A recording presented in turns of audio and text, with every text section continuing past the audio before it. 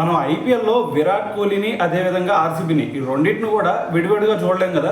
ఎందుకంటే మనకి IPL starting అప్పటి నుంచి కూడా విరాట్ కోహ్లీ ఇదే ఆర్సీబీ టీంకి ఆడుతూ ఉన్నాడు. మరి ఆర్సీబీకి ప్రజెంట్ ఇంత మంచి ఫ్యాన్ బేస్ ఉందంటే దానికి రీజన్ ఎవరో విరాట్ కోహ్లీ కదా.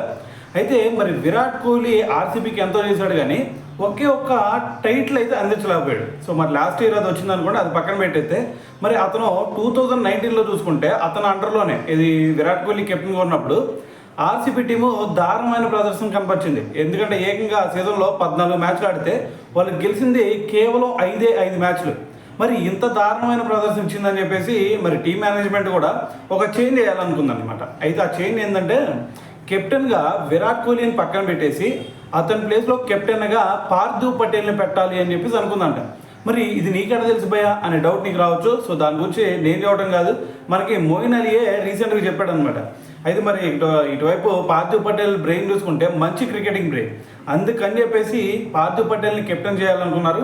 దాని తర్వాత చూసుకుంటే అసలు ఏమైందో నాకు తెలియదు, మరి పార్థివ్ పటేల్ అయితే కెప్టెన్గా లేడు అని చెప్పేసి మరి కొన్ని స్టేట్మెంట్లు ఇచ్చాడు అనమాట.